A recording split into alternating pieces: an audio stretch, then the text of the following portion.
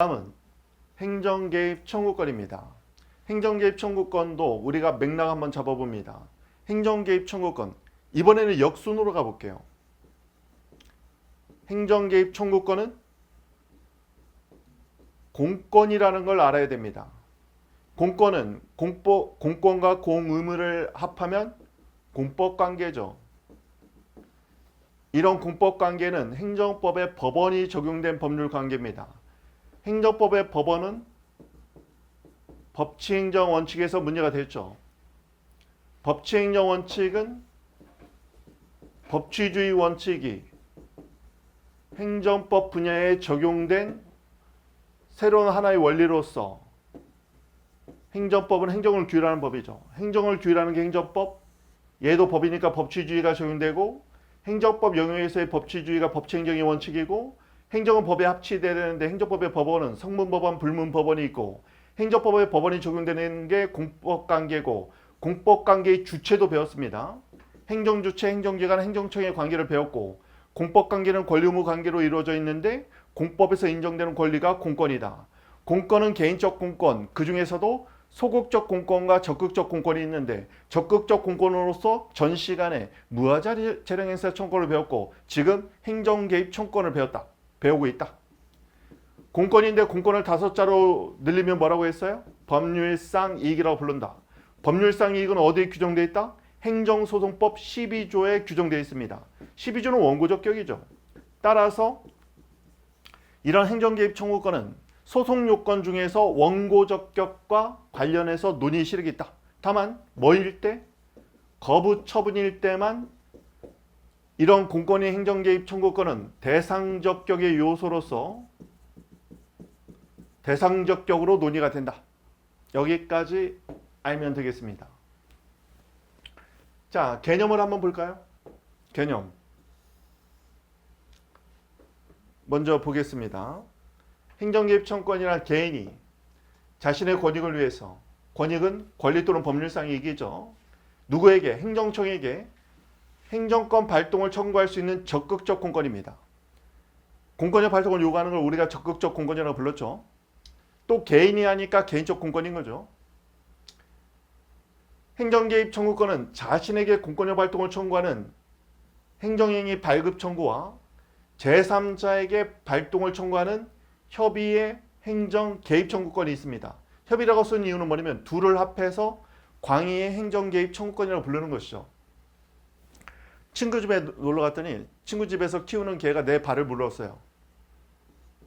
네 개가 내 발을 물었어. 너 쟤한테 공권력을 발동해 주세요. 이게 개입 청구. 나한테 발급해 주세요. 이게 발급 청구입니다. 둘을 합하면 광의의 행정개입 청구권이에요. 네 개, 내 발.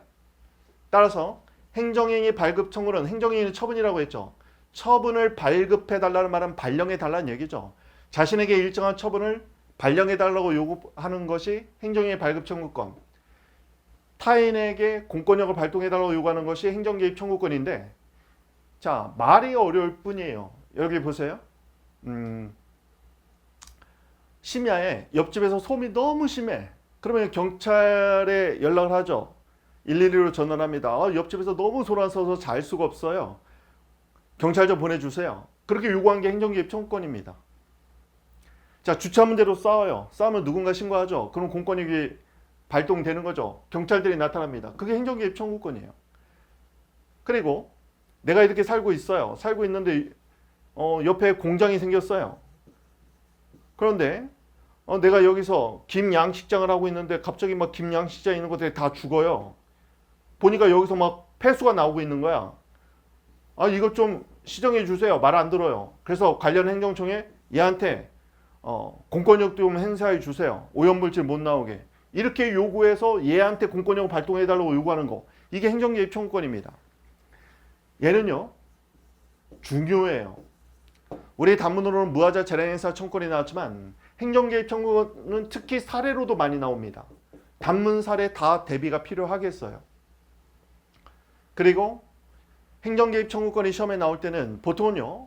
공권력 발동을 요구했는데 개입해달라고 요구했는데 거부가 나오는 걸로 거부행위가 나오는 걸로 사례문제가 만들어집니다. 그러면 거부행위가 거부처분이 되기 위해서는 행정개입 청구권을 어디서 논의한다고요? 그때는 대상적 기회에서 논의한다. 이 정도는 좀 알고 있으면 좋겠어요. 자, 법적 성질은 얘는 특정한 내용이 있어요. 예를 들면 오염물질 배출하지 못하도록 개선명령을 발동해 주세요. 이렇게 특정한 내용이 있는 실질적 권리입니다. 그리고 공권력 발동을 통해서 폐소오염 못하게 규제해 주세요. 그러면 일정한 의무부가 이루어지겠죠. 국민의 권리 의무에 영향을 미치는 공권력 발동을 요구했으니까 실체적 권리가 됩니다. 이 표현도 꼭 써줘야 돼요. 내용이 없는 무하자 재량행사 청구권은 재량이 0으로 수축되면 행정개입 청구권으로 전환이 됩니다. 이거 꼭 알아둬야 돼요. 답안지 꼭 써야 돼.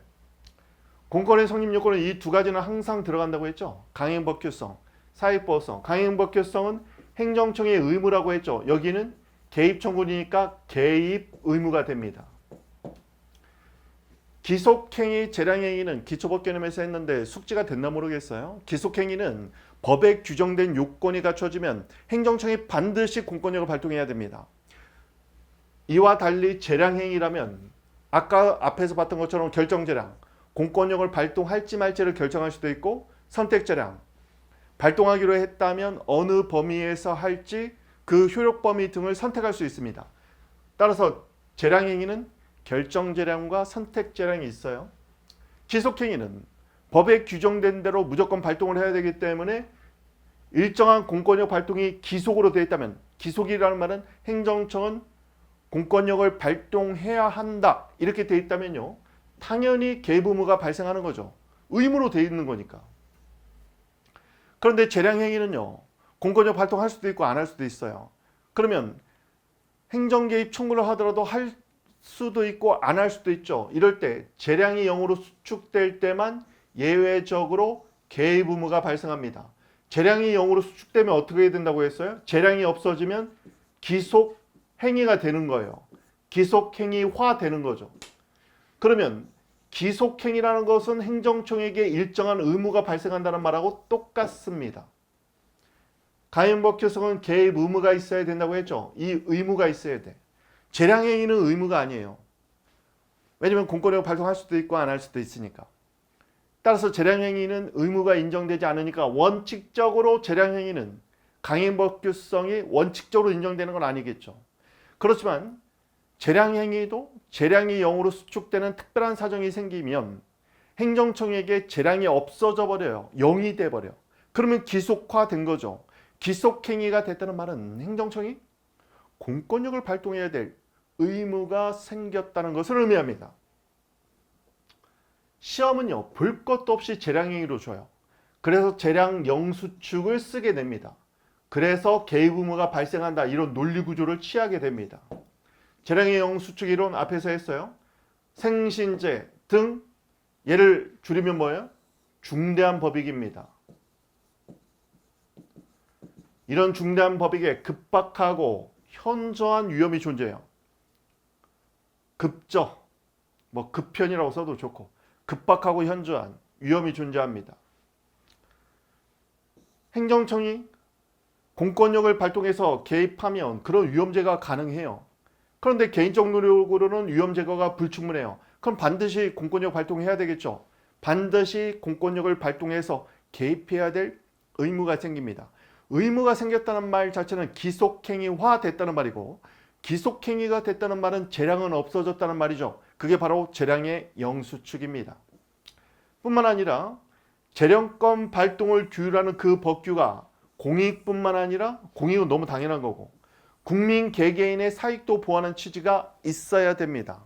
이건 나중에 사례를 꼭 풀어봐야 돼요. 사례에서 굉장히 많이 나왔어요.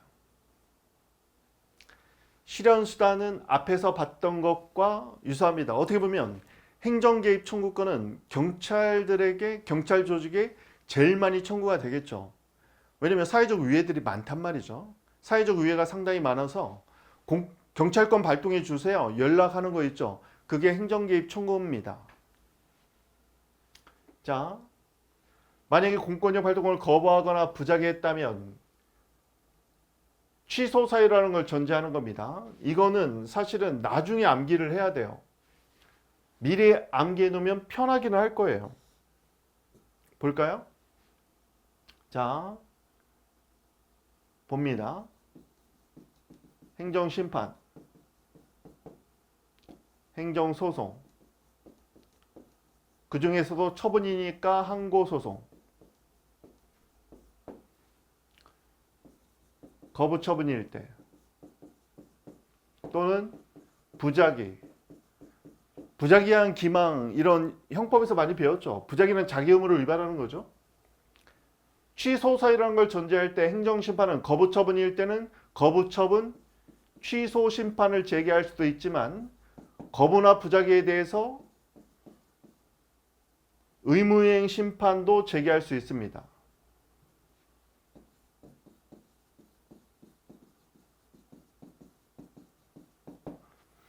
자, 얘는 처분이니까요. 부작위는 처분이 아니에요. 처분하고 개념이 다릅니다. 따라서 얘는 취소 심판은 안 돼요. 얘는 의무이행 심판만 가능합니다. 따라서 행정심판 중 의무이행 심판의 대상이 되는 건 거부처분과 부작위라는 걸 꼭 아셔야겠어요. 행정소송에서는요, 취소 소송을 제기할 수 있겠죠. 부작위에 관해서는 부작위 위법 확인 소송을 제기합니다. 이때 의무이행 심판 같은 의무이행 소송은 나중에 배웁니다만 입법화되어 있지 않아요. 의무이행 소송이 입법화되지 않은 이유는 뭐냐? 권력 분립 때문에 그렇습니다. 왜 권력 분립 때문에 의무이행 소송을 입법화시키지 않았냐면, 만약에 의무이행 소송을 제기하면 무슨 판결이 나오냐면 이행 판결이 나옵니다. 여기서 말하는 이행 판결은요, 법원이 행정청에게 처분을 하라 마라 명령할 수 있게 되는 거예요. 그러면 권력 분립이 형해화될 수 있다고 본 겁니다. 특히 공익적 판단이 필요한 행정청에 중요한 공익적 판단이 필요한 사업들도 있고 여러 가지 인허가권이 있겠죠. 예를 들면요, 이런 거 한번 생각해 보세요. 재개발, 재건축 막 서로 하려고 난리잖아요. 재건축 허가를 받으려고 만약에 신청을 했다고 봅시다. 그때 행정청이 여러 가지 도시 상황들, 도로교통 또는 입주민, 주변의 부대시설 이런 것들을 다 인프라를 고민해 보니까 여기서는 건축허가는 지금 하면 안 될 것 같아. 안전진단을 해보니까 아직 30년 넘지 않았어. 아직 노후화되지 않아서 이 정도면 사회 경제적 손실이야, 철거하는 게. 그래서요, 재개발, 재건축과 관련해서 설립 인가를 거부했다고 봅시다. 그랬더니 거부가 나왔는데 거부나 부작위에 대해서 만약에 의무이행 소송이라는 게 있어서 의무이행 소송을 제기했더니 법원이 허가하라 이런 이행 판결이 나와버리는 거예요. 그러면 행정청이 따라야 되잖아요. 법원의 판결은 가장 강력한 국가 공권력의 힘을 갖고 있으니까. 그러면 이런 경우에는 행정부의 집행권의 본질을 침해할 수 있다고 본 거예요, 입법자가. 그래서 의무이행 소송을 권력 분립의 원칙상 인정하지 않은 겁니다. 왜냐하면 집행권의 본질에 해당되는 부분까지도 법원이 판결의 형태로서 하라 마라 하는 것은 권력 분립을 형해화시킬 수 있다고 본 거예요. 자, 이 정도는 암기해놔야 돼요. 의무이행 심판은 대상이 거부나 부작위다. 이 정도는 좀 알아야 되겠고, 거부 처분에 대해서는 취소 심판뿐만 아니라 의무이행 심판을 제기할 수 있다. 그 정도만 알아둬도 충분합니다.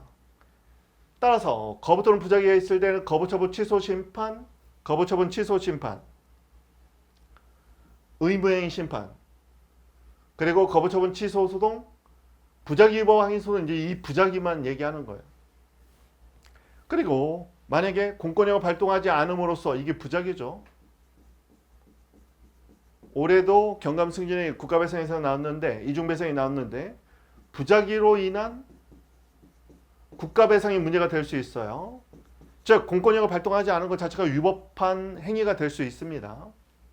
그래서 개인에게 손해가 발생했다면 국가배상을 청구할 수 있다. 쟁점 이름은 부작위로 인한 국가배상 인정 여부, 또는 침해가 종료하면 소익이 부정되는데 이건 나중에 뒤에서 배웁니다.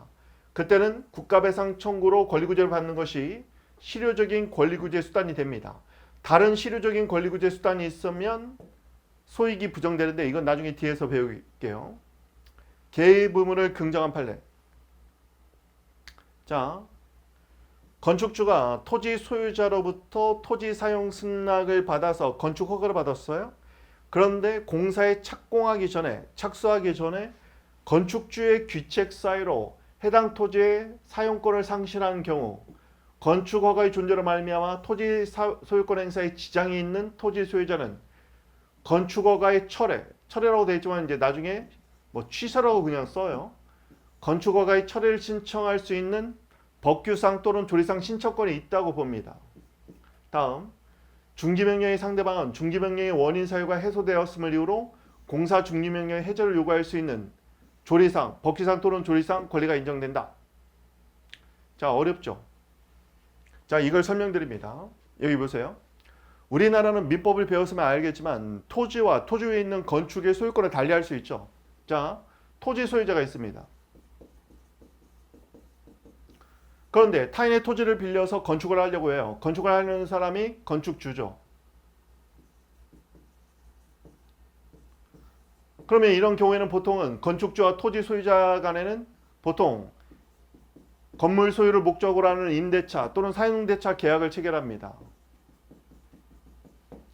그리고 행정청으로부터 건축 허가를 받았어요. 그럼 이제 건축에 착공하면 되는데 문제는 뭐냐면 이 사람이 건축에 착공하기 전에 예를 들면 임대차 계약에 따른 임대료를 지급해야 되는데 임대료를 2기를 연속해서 연체해버리면 임대차 계약이 해지가 돼버린 거죠. 따라서 이 건축주의 귀책 사유, 왜? 자신이 임대료를 줘야 되는데 지금 몇 달에 걸쳐서 안 줘버려가지고 결국 계약이 해제됐어요. 그러면 건축주는 토지를 사용할 수 있는 권한 자체가 없어졌죠. 그럼 건축 못하죠. 결국 건축은 못하게 됐어요. 그런데 토지 소유자가 보니까 자기 토지에 관해서 건축허가가 나와 있다 보니까 이거를 자기 토지를 사용하는 데 있어서 자꾸 지장을 받아요. 사람들이 의심의 눈치를 보는 거죠. 그러니까 이 토지 소유자가 처분권자에게 건축허가를 취소해달라고 요구할 수 있는 신청권이 있겠느냐? 여기서의 취소는 아직 안 배웠습니다만 기초법규를 봤다면 또 모르겠네요. 귀책 사유로 말미암아 토지 사용권을 상실해서 더 이상 건축할 수 없게 됐죠. 이거는 건축 허가가 나온 이후에 발생한 사유인데 이거를 후발적 사정이라고 불러요. 반대는 원시적 하자, 후발적 사정 또는 후발적 하자라고 부르는데 여기서 후발적이라는 말 자체는 뭐냐면 후에 발생했다는 말이죠. 얘는 원래 시작부터, 즉 처분이 발령할 당시부터 원래 시작부터 하자가 있었다. 그러면 직권 취소가 됩니다. 그런데 처분의 발령 당시에는 처분이 적법했는데 후에 발생한 사정으로 하자가 생겼다. 그래서 취소한다. 이걸 직권 철회라고 부릅니다. 따라서 직권 취소와 직권 철회는요. 하자가 처분 당시부터 있었느냐? 그럼 직권 취소. 처음에는 없었지만 처분 발령 이후에 하자가 발생했느냐? 후발적 하자면 직권 철회. 개념을 알아둬야 돼요. 여기서는요. 토지 소유자가 건축허가 취소를 요구하는 이유는 건축허가 처분 이후에 건축주의 귀책 사유로 말미암아 토지 사용권이 상실돼서 더 이상 건축을 할 수 없게 되었다. 이건 후발적 사정이죠. 후발적 하자를 이유로 취소해달라고 요구하는 거니까 철회권 행사가 되는 겁니다. 법에 규정이 없지만 법규상 또는 조리상 신청권을 인정한 대표적인 판례예요. 법규상 또는 조리상 신청권. 압축적으로 써야 되겠죠. 다음, 공사 중지명령을 내렸어요. 막 소음이 너무 많이 나온다. 공사 중지명령 기초법규에서 배웠겠지만 중지하라. 이거는 보통 금지, 하명이 됩니다. 하명은 그 자체가 처분이에요. 하명 처분이라고 부르죠. 금지를 다른 말로 부작위 하명이라고도 불러요. 그런데 공사 중지 명령에 원인 사유가 있었는데 나중에 이 원인 사유가 해소가 됩니다. 원인 사유가 해소가 됐다면 이건 이제 후발적 사정이겠죠. 공사 중지명령 발동 이후에 후발적 사정으로 원인 사유가 해소가 됐어요. 그러면 공사 중지명령은 더 이상 종속할 이유가 없겠죠. 그랬더니 그 공사 중지명령의 상대방이, 처분의 상대방이 공사 중지명령을 취소해달라고 요구합니다. 이때도 철회권 행사가 되겠죠. 왜? 후발적 사정이니까. 이런 경우에는 법에 명문 규정이 없더라도 해석상 철회를 요구할 신청권이 있다. 이걸 법규상 조례상 신청권이라고 부르는 거예요. 이렇게 알고 다시 한번 읽어볼게요. 자, 한번 볼까요? 건축주가, 건축주가 토지 소유자로부터 토지 사용 승낙을 받아서, 보통 임대차 사용대차 계약이겠죠. 건축주가 건축허가를 받았는데 공사에 들어가기 전에 그 건축주의 귀책 사유, 예를 들면 임차 임대차 계약에서 차임을 연체했다든가 이런 귀책 사유로 토지 사용권을 상실했어요. 그럼 건축주가 토지 사용권, 타인의 토지 사용권을 상실해버리면 건축이 인정 못하게 되는 거죠. 그래서 이제 건축허가는 끝났어요. 건축 못하게 됐으니까. 그런데 건축허가가 남아있음을 이유로 토지 소유자 입장에서는 토지 사용권, 토지 소유권 행사에 지장이 있다면 이때 토지 소유자는 건축허가의 철회를 신청할 수 있는 법규상 또는 조례상 신청권이 있다. 법의 명문 규정이 없을 때 해석상이 인정되는 신청권을 법규상 또는 조례상 신청권이라고 불러요. 판례는 막 같이 씁니다. 다음, 중지명령, 금지하명이라고 했죠. 상대방은 중지명령의 원인 사유가 해소되었음을 이유로, 이거는 후발적 사정이죠. 사례를 이렇게 푸는 거예요. 공사 중지명령의 해제를 요구한다. 여기서 해제는 결국 철회가 됩니다. 결국은 직권철회죠. 직권철회, 행정청이 하는 게 직권철회입니다. 행정청이 직권철회를 요구할 법규상 또는 조례상 신청권이 있느냐? 판례는 조례상 그런 신청권이 있다고 봤습니다. 다음, 부정한 판례. 국민의 행정청에게 제3자에 대한 건축허가를 취소해달라고 요구할 수 있느냐? 이런 특별한 사정이 없으면 원칙적으로는 인정하지 않아요. 제3자 소유 건축물에 대한 철거 등을 요구할 수 있는 규정이 없기 때문에 특별한 사정이 없는 한은 인정하지 않습니다. 하나만 더 써드릴까요? 본인 의사에 반해서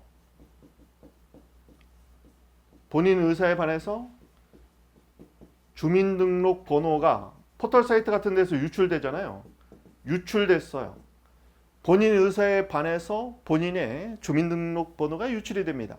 그랬더니 주민등록번호를 변경해달라고 요구할 수 있는 법조신, 법규상 또는 조례상 신청권이 있느냐? 본인 의사에 반해서 불법 유출이 됐다는 특별한 사정이 있기 때문에 인정을 해줍니다.